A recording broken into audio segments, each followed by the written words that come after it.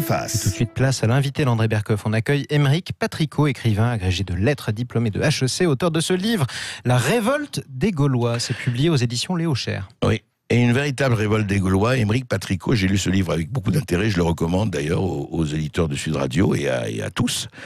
Parce que vous êtes allé dans cette lignée, mais vous êtes allé plus loin dans certains cas. Ce qu'avait dit Christophe Guilluy il y a 5 ans, l'archipélisation de certains, la partition, quand François Hollande parlait de partition, etc. Mais vous dites quelque chose de très intéressant. D'ailleurs, vous en aviez parlé déjà en 2013 avec les petits blancs, je crois, donc vous en avez parlé effectivement avant tout le monde. Il se passe quelque chose qui est que la manière dont, et vous le savez, du matin au soir, on traite ces mâles blancs de plus de 50 ans, hétérosexuels, etc., qui sont, eux, alors vraiment la lie de l'humanité. On parle dans une cérémonie des Césars, par exemple, combien de noirs dans la salle, etc., etc. On pourrait faire, effectivement, on pourrait passer 2 heures là-dessus. Et vous dites, dans votre livre, qu'il y a une prise de conscience qui est effectivement d'une communauté blanche, mais vous ajoutez tout de suite une communauté impossible. Pourquoi ? Alors, en fait, du livre, je pars du mot gaulois utilisé par Macron. Je trouve que les Gaulois réfractaires. Les fameux Gaulois réfractaires. Je trouve que c'est une expression qu'on n'a pas assez commentée. Quand il utilise le terme gaulois, ça désigne les Français blancs. D'ailleurs, le mot gaulois est utilisé en banlieue, sans agressivité particulière, pour désigner les blancs, d'ailleurs des provinces. Et on a résumé la crise des Gilets jaunes à une crise sociale ou politique. C'était des gens paupérisés, qui manquaient de démocratie. Et on n'a pas du tout, ou très peu, commenté la dimension culturelle. Et pour moi, dans l'esprit de Macron et d'une certaine élite politico-financière, ou même médiatique parisienne, la France est partagée en 3 pôles symboliques. Il y a le pôle des banlieues, qui sont les Français, en fait c'est un euphémisme pour désigner les Français d'origine immigrée. Oui. Et puis la France, qui n'appartient pas aux banlieues, qui est une France des provinces, et qui est décrite en fait comme blanche. Ouais. Donc les Gaulois dont je parle se perçoivent pas forcément eux-mêmes comme blancs, mais ils sont blancs dans le regard de l'élite macronienne et dans le regard des banlieues. En fait, on les a traités de blancs. Oui, c'est ça. On les traite de blancs. Donc c'est pas eux-mêmes prennent conscience de ça petit à petit, à force d'être stigmatisés. Donc j'estime qu'il y a une stigmatisation en termes de couleur de peau ou en tout cas de culture. Bon. Oui, mais alors, écoutez, il y a quand même quelque chose à la base qui est assez étonnant. Je veux bien, c'est peut-être terrible. Enfin, la France et l'Europe a toujours été à majorité blanche, et c'est le moins que l'on puisse dire. Comme l'Afrique a été à majorité noire, c'est le moins que l'on puisse dire. Ce que je ne comprends pas, c'est qu'on discute de ça. C'est-à-dire que il y a pas de, c'est pas parce qu'on est blanc qu'on est supérieur, ce qui serait une idiotie totale, ou noir qu'on est supérieur, etc. Qu'est-ce qui fait, effectivement, qu'il y a eu, et posé, vous en parlez, mais je voudrais que vous le disiez justement aux éditeurs, qu'il y a eu ce problème racial, ou en tout cas ethnique, qui s'est posé dans une France où, normalement, et depuis très longtemps, c'était résolu. Alors effectivement, en France, il y a un idéal républicain. Il y a une sorte de surmoi républicain qui met le couvercle là-dessus et qui considère qu'il faut dépasser cette question raciale, ethnique, culturelle. Je pars du principe dans le livre que cette question-là, contrairement à ce qu'on dit, ne va pas diminuer. Je pense que dans les décennies qui viennent, la question culturelle va aller croissant, et cela pour plusieurs raisons. Première raison... Culturelle, identitaire, c'est ça identitaire, à peu près, culturelle, ethno-raciale, finalement des mots qui sont qu'on peut distinguer, mais qui sont souvent équivalents. Il y a plusieurs raisons qui me poussent à penser ça. Tout d'abord, quand on regarde les pays multiculturels, Brésil, Afrique du Sud, les États-Unis, plus les populations se mélangent, plus la question identitaire devient obsessionnelle. On pouvait penser que le métissage diluerait la question culturelle, et c'est pas du tout le cas. Deuxième chose, si on raisonne en termes d'évolution démographique, alors je sais que c'est un sujet très tabou en France, mais aux États-Unis, il y a des études très sérieuses là-dessus. En Angleterre, il y a un livre fameux, White Shift, qui va être traduit d'ailleurs dans quelques mois, qui explique... mais qui va être traduit, qui explique d'ailleurs un sociologue de gauche... Qui dit quoi ? Qui dit que la population blanche, ou en tout cas qui se perçoit comme blanche, va devenir minoritaire aux alentours de 2100. Dans toute l'Europe, je crois. En tout cas en Angleterre, et en France, ça en prend le chemin. Alors je dis pas du tout ça pour regretter le phénomène, mais je dis que forcément cette question-là va se poser un jour ou un autre. Et puis la posture républicaine à laquelle j'appartiens finalement encore un peu, qui consiste à dire il faut essayer de dépasser tout ça, est très clairement fragilisée aujourd'hui. Pourquoi ? Parce qu'on l'accuse de rester aveugle aux races et donc au phénomène de racisme. Les républicains sont attaqués sur cette question-là. Et puis, on les accuse de négliger toutes ces questions culturelles, et notamment le besoin que ressentent parfois les minorités d'être reconnues comme telles. Alors ça, c'est une réflexion qui date Ça fait plusieurs décennies maintenant que les Américains ont développé une vraie philosophie là-dessus. Bien sûr, le genre, la déconstruction. Voilà, et puis le multiculturalisme. Bon. Bien sûr. Et il y a un philosophe anglo-saxon très célèbre qui s'appelle Charles Taylor qui considère que le moi, le sujet, se construit aussi dans le regard d'autrui. Et l'individu ne peut pas se construire s'il a une image dégradée en tant qu'il appartient à un groupe. D'autrui. Bon. Et c'est la gauche qui a amené ce thème-là en société, dans les débats. La gauche diversitaire, comme certains l'appellent, considère qu'on doit tenir compte du fait que les individus appartiennent à des groupes constitués. Donc en fait, le thème des cultures a été réintroduit depuis les années 70 par la gauche. On va en reparler après ceci. Et nous continuons notre conversation avec Aymeric Patricot et son livre passionnant, La révolte des Gaulois. Et oui, ils ne sont pas que réfractaires, ils sont aussi révolutionnaires. C'est paru aux éditions Léo Cher. Alors, Aymeric Patricot, vous êtes agrégé de lettres, on l'a dit, vous êtes écrivain et essayiste, et vous étiez professeur dans le 93, et au moment où Macron a été élu, vous avez voulu prendre le maquis, je plaisante, et donc vous êtes allé à Épernay en Champagne, qui n'est pas effectivement la plus laide des villes, loin s'en faut. Qu'est-ce que vous avez constaté effectivement par rapport à justement ces mutations sociologiques, identitaires et autres que vous étudiez? Et vous avez étudié ça déjà dans Les Petits Blancs, mais là vous étiez dans le 93. Alors très rapidement, en 2013 j'ai écrit Les Petits Blancs, et si je l'ai écrit, c'est parce qu'entre guillemets je suis devenu blanc en tant que prof. À l'âge de 30 ans, j'ai débarqué dans le 93 et j'étais, c'est vrai, le seul prof blanc face à des élèves qui étaient tous d'origine extra-européenne. Donc je suis devenu blanc, c'est-à-dire que les élèves... Quand vous dites devenu blanc, mais c'est intéressant. Dans le regard. Oui, on vous a fait prendre conscience que vous étiez blanc. J'ai pris conscience que les questions blanches existaient. Et d'ailleurs, j'ai écrit Les Petits Blancs pour ça, c'est que j'avais identifié un personnage qui était justement le blanc qui rase un peu les murs parce qu'il est en minorité. Et, voilà. Et celui-là, personne n'en parlait. Alors j'avais écrit le livre, non pas pour le défendre, mais pour dire qu'il y avait ce personnage-là. Voilà. Quelques années plus tard, un an avant l'élection de Macron, j'habitais dans le 20e à Paris, je quitte le 20e pour m'installer dans une petite ville de Champagne, Épernay, 20 000 habitants. Et c'est vrai que d'emblée, j'ai senti dès les premières semaines du quinquennat, les premiers mois, qu'il y avait un énorme problème de fracture entre la posture présidentielle et le gouvernement, et Paris en général, et puis les campagnes, la petite ruralité, les petites villes. Vous l'avez senti tout de suite d'emblée, oui. C'est monté en puissance, et tout s'est cristallisé selon moi à l'été 2018. J'ai senti un vent... L'été 2018, pourquoi ? Oui. Il y a eu, d'ailleurs moi je l'ai ressenti dans mon corps, j'ai ressenti la révolte monter et je l'ai ressenti en partie, je l'ai éprouvé. Il y a eu déjà toute une série de petits scandales, c'est l'affaire Benalla, l'affaire Agnès Sall, l'affaire Besson. Ouais. Il y a eu aussi tout le système des petites phrases méprisantes qui, on peut y revenir, ne s'adressait en fait qu'à une partie de la population française. Et puis un autre système de petites phrases qui était en revanche très complice vis-à-vis des puissants, des puissants, mais aussi d'une France métissée qui était décrite comme l'avenir de la France. D'ailleurs, Macron a parfaitement le droit de le penser. Bon. Mais dans son système de discours, il y avait ces deux France qui l'opposaient. Nous avons une France un peu archaïque, un peu perdue. La France métissée, multiculturelle, du vivre ensemble. Et d'ailleurs, j'ai rien contre cette France, c'est très bien. Et pour caricaturer la France des ploucs, etc. C'était vraiment ça. Bon. Et j'ai senti la détestation monter. Donc quand après les Gilets jaunes sont arrivés en novembre, ça ne m'a pas étonné. La seule chose qui m'étonnait, c'est que ça prenne cette forme d'insurrection, parce que c'est bien une insurrection. En 2013, j'avais fait le portrait de certains paysans qui me disaient « Ah, monsieur Patricot, nous, personne ne nous écoute puisqu'on brûle rien. Et puis on est isolé, on ne fait pas beaucoup d'enfants, on est un peu vieillissant, donc bon... » Donc j'avais perçu cette désespérance par rapport à Paris, et j'étais surpris que les gens prennent les armes quasiment. Mais je n'ai pas du tout été surpris sur le fond de la révolte. Alors moi, je ne suis pas gilet jaune parce que socialement, je suis un agrégé, etc. Mais j'ai ressenti intimement les raisons de la révolte. Bon, oui, cette espèce de frustration, de ras-le-bol, on ne le reconnaît pas. Oui, c'est cette histoire de reconnaissance. C'est une protestation d'existence. Et alors vous dites dans votre livre, et c'est très intéressant, vous dites, on assiste... Vous pensez à la naissance d'une communauté blanche, en tout cas d'une prise de conscience, c'est même pas une communauté blanche, elle est là, mais une prise de conscience de quelque chose, dont on parlait des petits blancs, et quelque chose, ces blancs modestes de province, ce paysage identitaire français dont vous parlez. Et alors, ça se traduit comment ?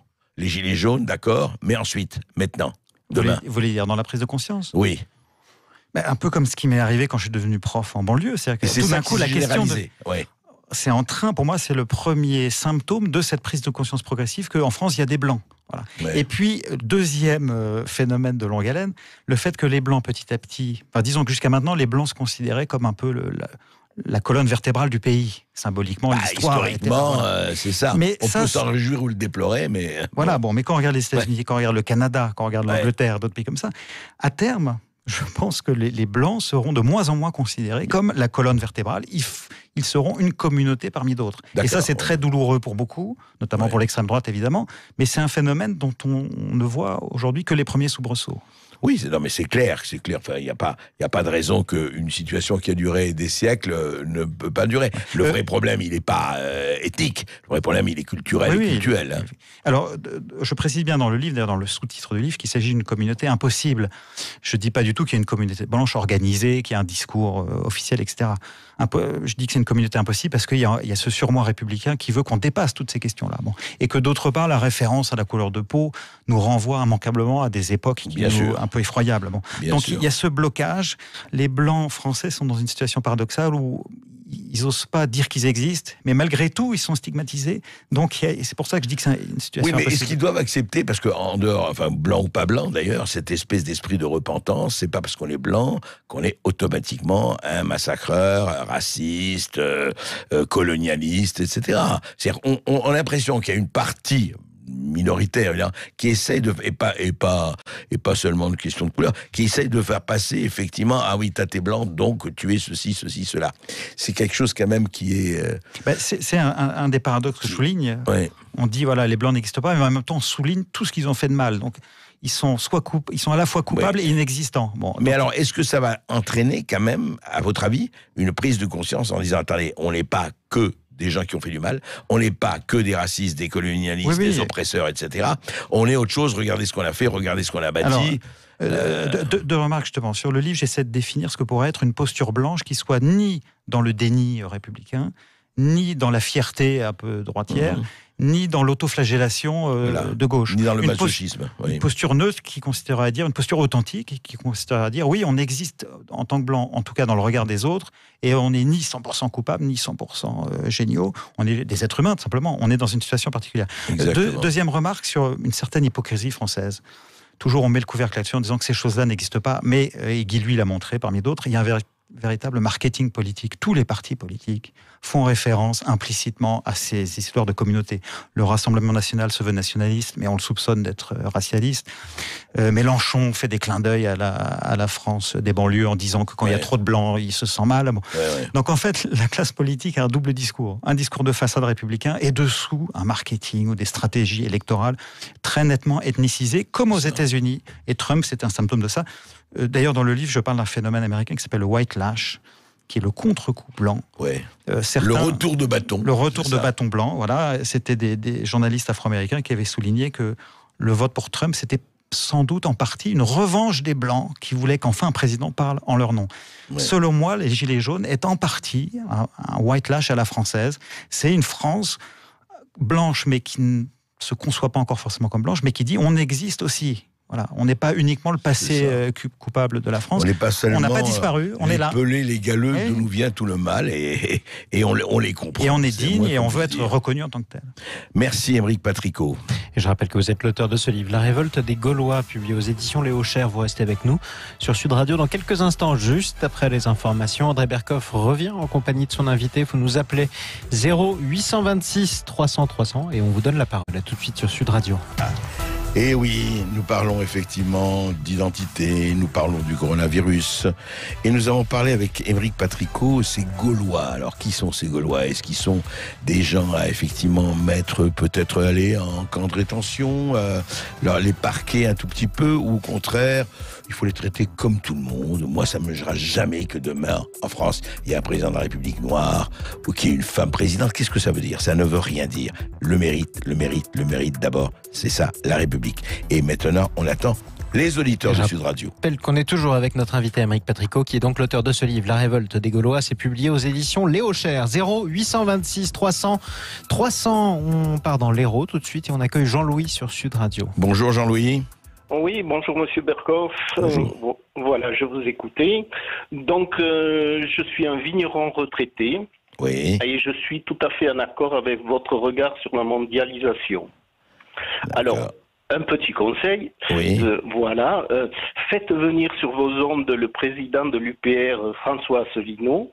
Oui. Il vous expliquera comment il appréhende les directives de l'Union européenne à travers les grandes orientations politiques européennes qui dirigent notre vie au quotidien.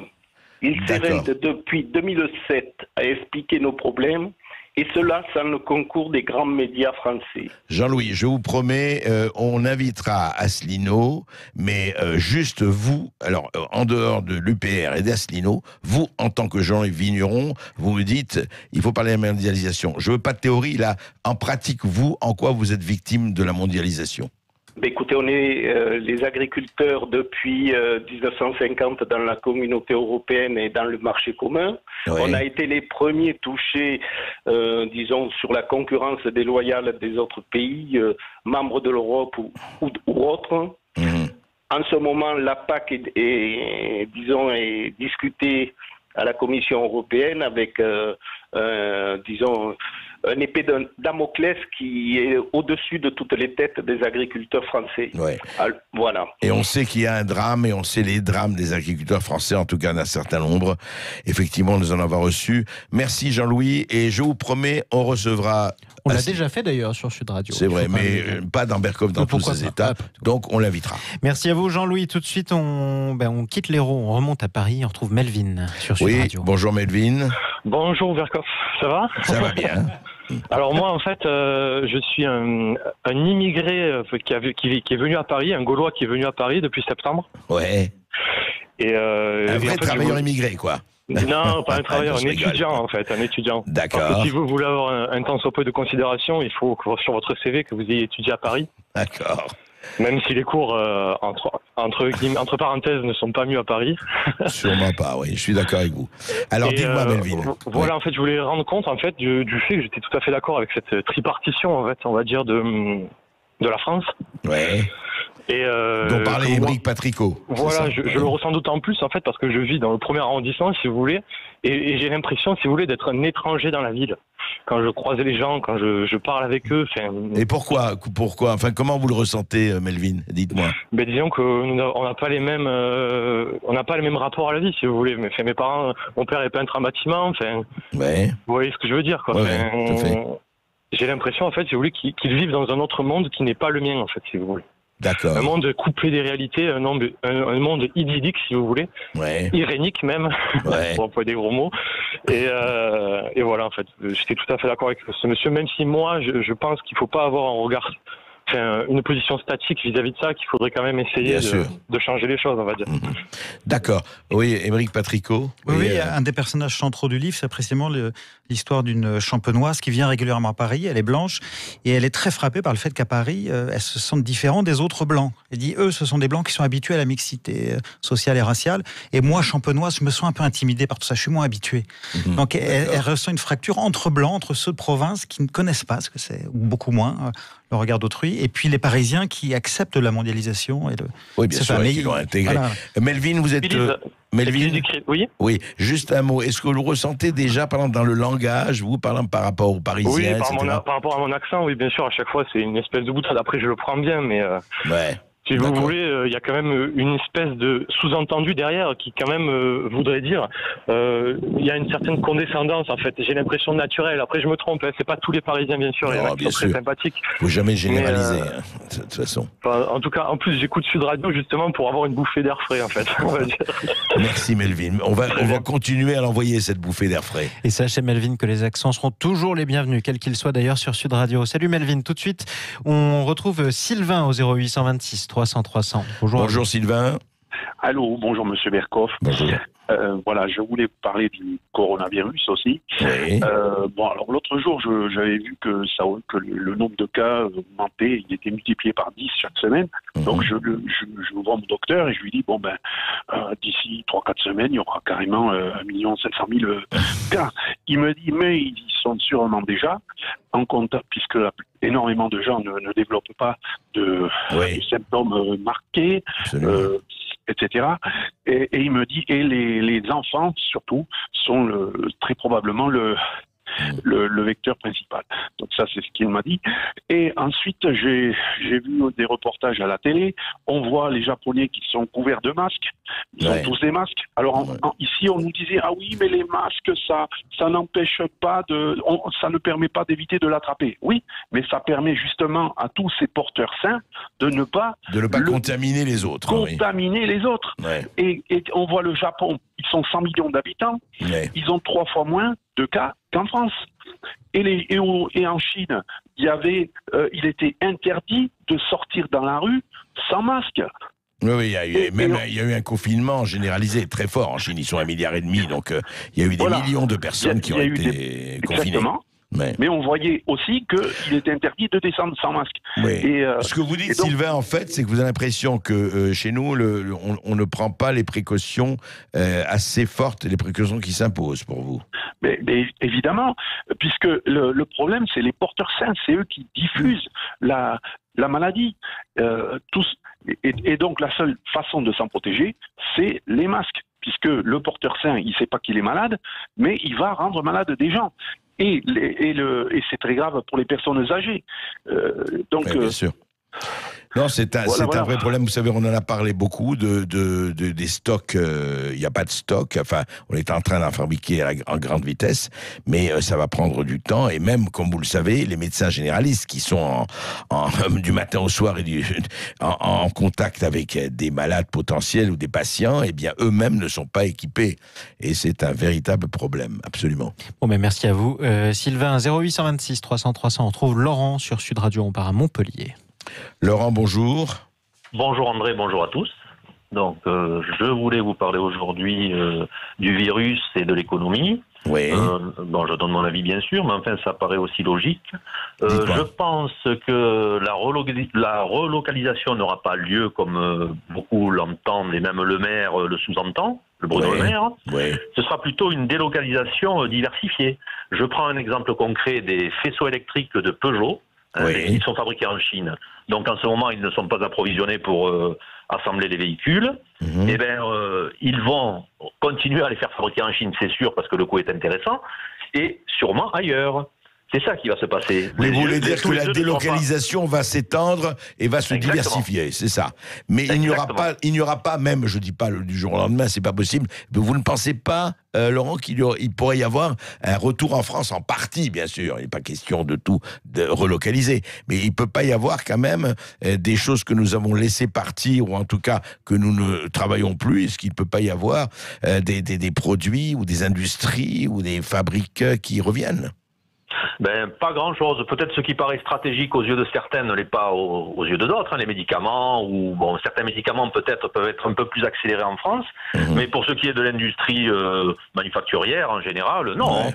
Il y en aura peut-être. Qu'est-ce que nous avons de délocalisé en Amérique du Sud? Peut-être pas grand-chose. C'est peut-être là-bas que ça va se passer maintenant, vous voyez? Un peu en Chine, un peu en Amérique du Sud, un peu en Europe, un peu en Afrique. En Inde, etc. Partout. Et quand il y aura un problème...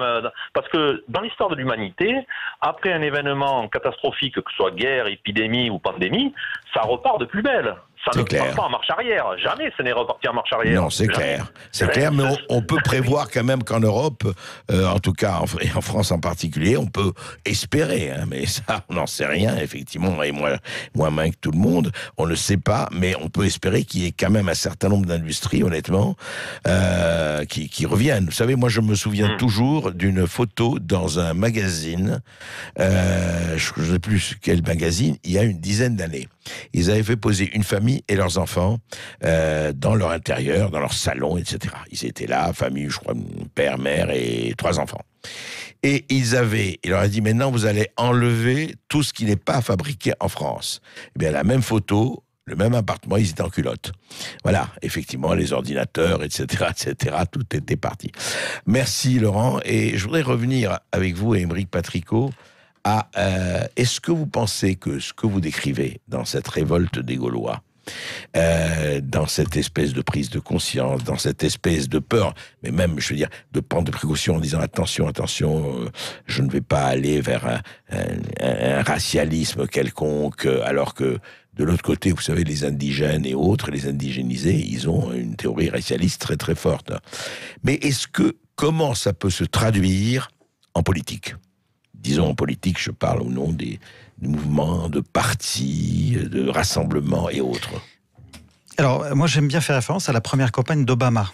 Obama avait eu la grande intelligence de représenter effectivement les Afro-Américains, mais il avait bien compris que pour être élu, il ne pouvait pas représenter qu'une minorité. Donc il avait un discours très inclusif qui consistait à tenir compte des minorités, mais y compris les minorités blanches. Il disait les Afro-Américains ont des raisons d'être en colère, mais l'ouvrier blanc aussi est mécontent, parce que son job est délocalisé. Vous voulez dire, il segmentait mais avec tout le monde, quoi. Exactement, il tenait compte de tout le monde, c'était sa grande intelligence.